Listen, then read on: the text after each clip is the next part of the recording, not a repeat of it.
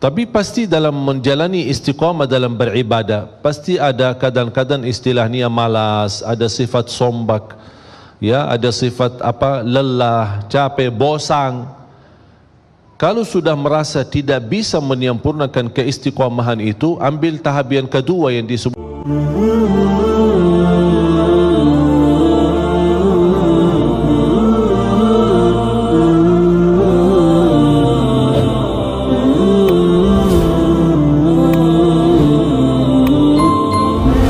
Bismillahirrahmanirrahim. Assalamualaikum warahmatullahi wabarakatuh.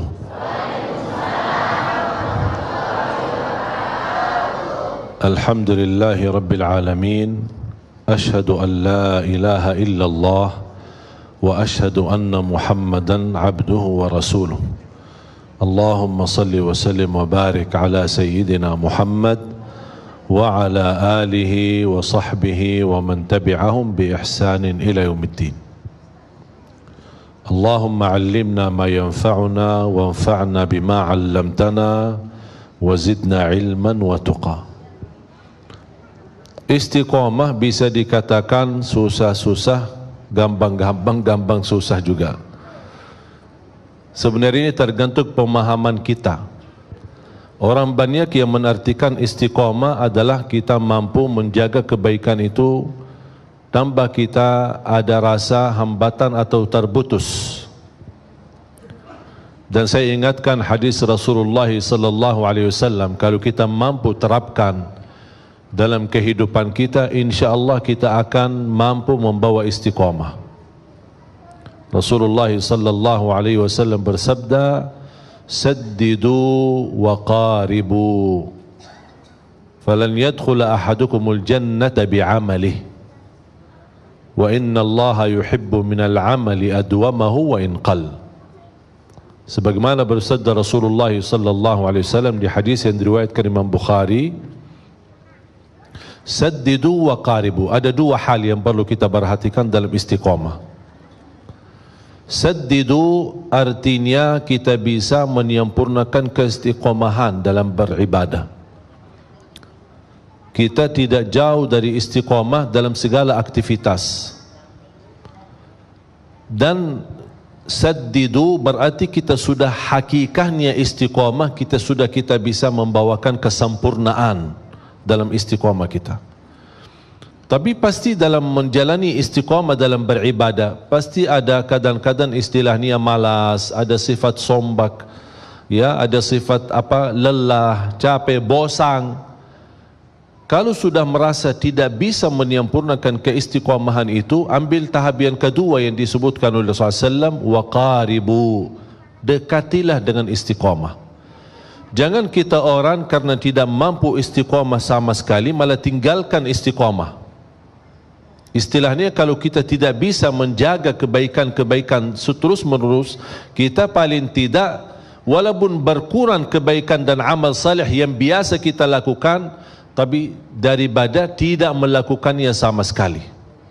Dan Allah lebih senang amalan hamba adalah dari istiqamahannya yang sedikit-sedikit tetapi rutin.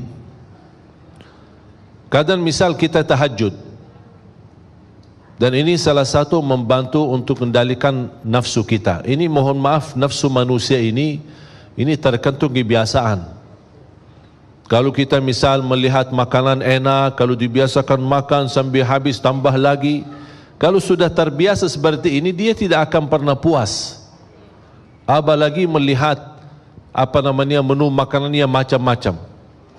Kita masuk ke salah satu tempat makanan yang sudah disediain macam-macam. Kalau kita mengikuti hawa nafsu, apalagi mengikuti pandangan mata, semuanya serba enak. Kita sudah ambil secukupnya, bahkan sudah kenyang, tapi rasanya yang aku tadi lihat tapi belum saya rasain, ini belum saya rasain, ini belum saya rasain. Makanya jangan suka banyak lihat, syukuri yang sudah ada, nikmati yang sudah ada. Makanya ketika ada banyak menu makanannya, saya tidak suka lihat. Saya suruh orang yang pendamping saya, ini ambil yang cukup.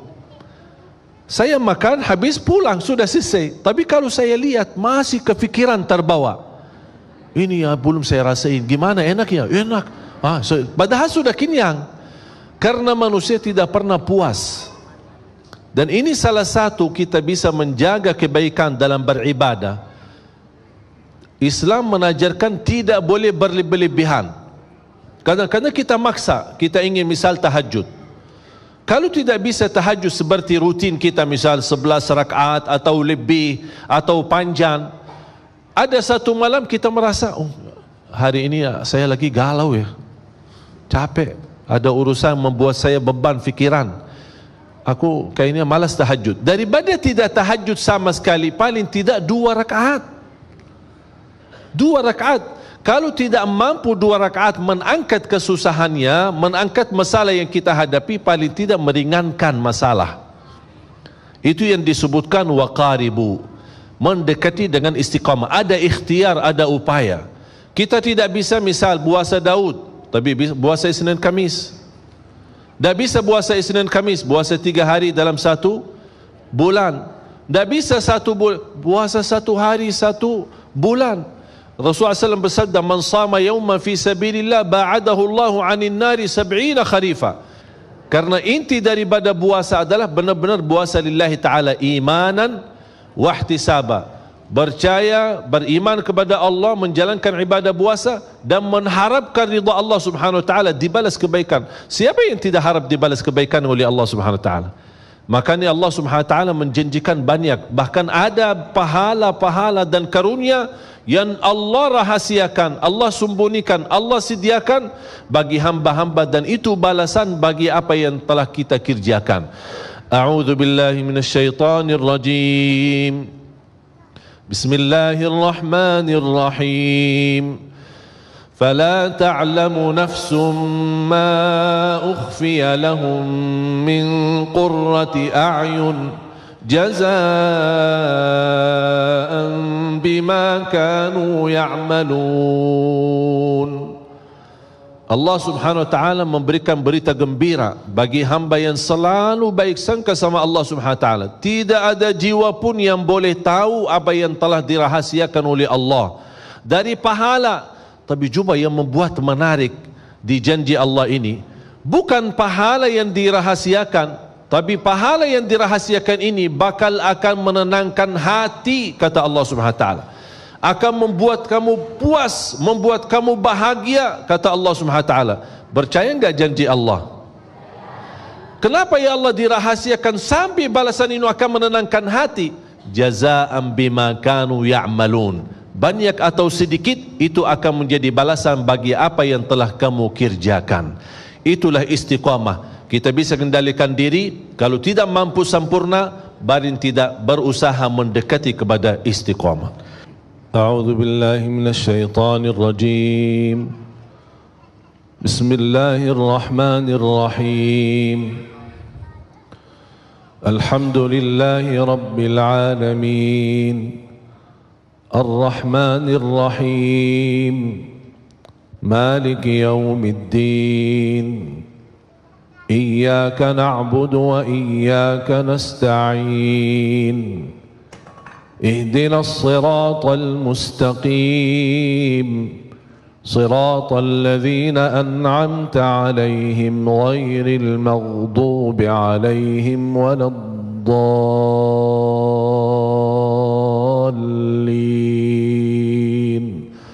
آمين. Jemaah sekalian, sebenarnya Al-Fatihah ini kalau kita bisa hayati, bisa belajari, itu sudah luar biasa, memberikan kecukupan dalam segala hal. Ihdinas siratal mustaqim 17 kali minimal dalam salat fardu kita memohon hidayah ke jalan yang lurus. Intinya istiqamah.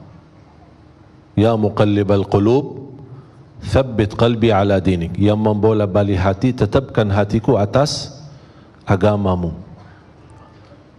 Hidayah ini dan memohon istiqamah bukan hanya kebutuhan kita. Semua para nabi dan rasul memohon istiqamah, memohon hidayah dari Allah Subhanahu wa taala.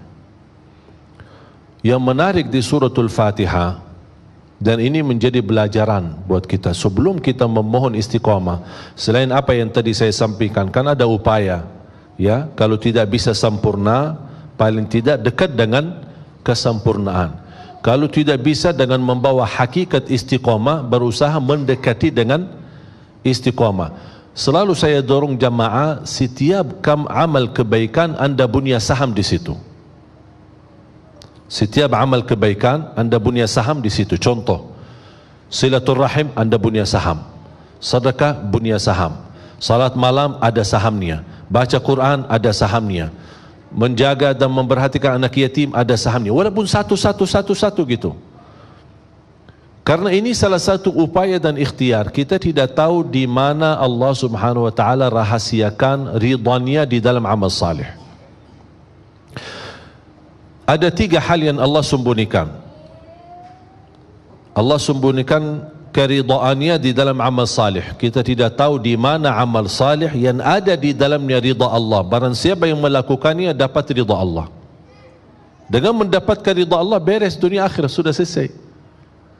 Cuma masalahnya kita tidak tahu di mana amal salih yang ada di situ ridha Allah Subhanahu wa taala. Yang kedua, Allah rahasiakan kemurkaannya dalam dosa dan maksiat. Kadang-kadang orang satu kali berbuat dosa tapi bisa menjadi celaka dunia akhirat, na'udzubillah, karena dia kena kemurkaan Allah di saat itu. Yang ketiga, Allah rahasiakan waliullah. Tidak ada yang tahu siapa waliullah di antara manusia. Kadang-kadang bisa waliullah di tengah kita. Kenapa Allah rahasiakan waliullah di tengah kita? Supaya kita tidak sembarangan menghina manusia. Bisa jadi anda salah menghina waliullah. Makanya kita belajar menghormati semua manusia. Dia tukang sapu, tukang sampah, tukang apa, kita tidak tahu. Barangkali dia waliullah. Karena bisa mendapat darajat waliullah itu bisa dengan satu kebaikan yang dia lakukan, Allah angkat kemuliaannya, Allah angkat darajatnya menjadi mulia di mata Allah Subhanahu wa taala. Makanya jangan kita sembarangan menghina orang. Kembali lagi, kebaikan dan keridhaan Allah dalam amal salih. Misal contoh, wanita yang kita semua hafal kisahnya, yang tidak pernah berbuat kebaikan, hanya satu kali dia memberikan air minum kepada ekor anjing. Allah SWT melihat perbuatannya, Allah syukuri perbuatannya, Allah ampuni dosanya, Allah masukkan dia dalam surga. Itu yang disebutkan oleh ulama. Ternyata ketika dia beramal salih di situ kena ridha Allah Subhanahu wa taala. Ada di antara kita yang bisa mendapatkan ridha Allah di dalam salat malamnya. Makanya kembali jamaah sekalian, setiap amal salih anda punya saham. Tapi di antara amal salih, mana yang kira-kira kesukaan hatimu? Ada yang lebih cenderung kepada puasa. Udahlah, berbanyak puasa. Ada yang merasa lebih banyak aku suka tahajud. Udahlah, berbanyak tahajud. Tapi jangan lupa, di amal-amal salih yang lain anda punya saham walaupun sedikit. Contoh, sedekah walaupun 5.000 sehari, walaupun 1.000 sehari, walaupun seperak sehari. Ada upaya, ada sesuatu supaya segala amal kebaikan yang kita tahu, yang kita fahami, yang kita belajari, insya-Allah menjadi saksi baik. Allah Maha tahu, oh ternyata hamba ini setiap ada amal salih, dia di situ punya saham walaupun sedikit. Itu yang disebutkan sedikit tetapi istiqamah, lebih disukai dan dicintai oleh Allah Subhanahu wa taala. Makanya jamaah sekalian, semakin kita memahami istiqamah dengan pandangan mudah, insya-Allah bakal mudah. Tapi kalau kita merasa, aduh gimana aku susah istiqamah, aku kemarin bisa begini, tapi alhamdulillah semuanya bisa. Yang tidak bisa banyak, paling tidak jangan tinggalkan semuanya. Hafal tolong kata ini. Kalau tidak bisa semuanya, jangan tinggalkan semuanya. Istilahnya, aku nak bisa tahajud, capek. Dah usah, dah apa-apa. Dah bisa lama-lama, panjang-panjang, 2 rakaat. Aku kalau tidur, takut ketiduran, nanti bangun, apalagi tak jamin saya bisa bangun tengah malam. Ya udah, tidur salat malam sebelum tidur. Boleh enggak salat malam sebelum tidur? Boleh. Karena waktu salat malam habis Isya sampai subuh. Ini hukumnya berlaku kepada masing-masing sesuai kemampuan. Ada di antara bapa ibu biasa tahajud, tidur dan tahajud, teruskan. Ada yang merasa, aduh kalau saya tidur kayaknya dah bakal bangun. Syukur-syukur kalau bangun subuh. Daripada malam itu terlewat, tidak tertulis salat malamnya, ya udah salat malam sebelum tidur. Bahkan itu dianjurkan Rasulullah SAW ketika masalah witir. Sahabat Rasul Abu Hurairah berkata, "Awsani khalili bithalath." Aku telah diwasiatkan Rasulullah SAW 3 hal atau 3 amalan. Yang pertama, jaga puasa 3 hari setiap bulan, yang disebutkan Hijriyah 13, 14 dan 15. Wa an usalli duha, menjaga salat duha. Wa an utira qabla an anam, menjaga witir sebelum tidur. Ini Abu Hurairah, sahabat Rasul, mendapatkan amalan dan nasihat dari Rasulullah SAW. Dan ini kembali, kenapa ada hadis witir sebelum tidur, ada hadis witir adalah penutup salat malam. Ini memberikan pandangan kemampuan masing-masing. Ada yang bisa menutup witirnya malam harinya dan dia bisa tahajud santai-santai biasa. Alhamdulillah, teruskan, ikutin hadis ini. Kalau anda merasa tidak mampu, berarti anda punya pilihan lain, mengikuti hadis witir sebelum tidur. Tapi kalau sudah bangun tidur lagi, bisa tahajud lagi, bisa salat lagi, tapi tidak boleh witir lagi karena sudah witir duluan. Jamaah sekalian yang dimuliakan Allah Subhanahu wa taala, termasuk di bulan suci Ramadan, salah satu yang perlu diperhatikan, perhatiannya lebih banyak kepada Al-Quran. Kalau biasa katanya bulan haji adalah ibadah haji, berarti kita lebih banyak memperhatikan ibadah haji. Kalau tidak bisa berhaji, ada penggantinya, berbanyak puasa di 10 hari pertama Dzulhijjah, berbanyak zikir, berbanyak amal salih. Ada banyak. Setiap musim ibadah ada sesuatu keistimewaan dan kelebihan yang perlu kita perhatikan. Misal contoh hari Jumat, yang terbaik amalan di hari Jumat adalah berbanyak salawat kepada Nabi Muhammad sallallahu alaihi wasallam. Berarti boleh enggak saya subhanallah walhamdulillah wa la ilaha illallah wallahu akbar? Boleh saja.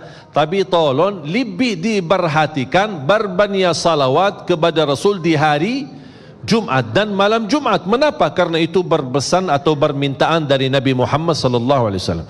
Di bulan Ramadan lebih banyak perhatikan Al-Quran. Cuba sekarang kita tanya diri masing-masing, berapa banyak kita baca Al-Quran sehari? Saya membaca, memperhatikan berjam-jam. Ketika saya membaca, Imam Syafi'i mampu mengkhatam Al-Quran 60 kali sehari. 60 kali di bulan Ramadan, berarti dalam sehari berapa kali? 2 kali, bayangin. Saya pernah menghitungkan kira-kira berapa kita mampu mengkhatam Al-Quran dalam sehari. Dibutuhkan 8 sampai 10 jam. Bisa khatam 30 juz dalam sehari. Itu bagi orang yang cukup lancar. Kalau yang berbata-bata, wallahu alam, mungkin bisa habis umurnya, belum tentu habis baca Al-Quran. Ya, tapi ini kembali, jangan karena berbata-bata tidak baca Al-Quran, justru baca. Karena ada janji Rasulullah SAW memberikan pahala, sebagaimana Rasulullah SAW bersabda, "Walladhi yaqra'ul Qur'ana wa yatata'ta'u fihi." Sambil bahasanya dalam hadis, yatata'ta'u, berat membaca. Dia takut salah karena dia tidak pernah dipimpin bacaannya, tidak pernah diarahkan bacaannya. Dia hanya sesuai kemampuan, dia ingin menunjukkan kepada Allah yang terbaik. Tapi dia tidak mau menjadikan alasan, walaupun saya belum ada guru yang bisa memimpin saya, tapi ada minat untuk membaca Al-Quran. Niatnya begitu ada kesempatan belajar, saya bakal belajar. Bukan niatnya mau terus salah. Ketika ada kesempatan belajar, oh dah, aku sudah begini aja, dah mau belajar. Oh, ini yang bermasalah. Tapi tetap dia ada upaya ingin belajar dan terus memperbaiki bacaan, Allah akan berikan 2 pahala. 1 karena dia mau baca Al-Quran, yang kedua karena kesusahan dan kesalahan yang dia hadapi dalam membaca Al-Quran. Begitu luar biasa indahnya kita bersama Al-Quran di bulan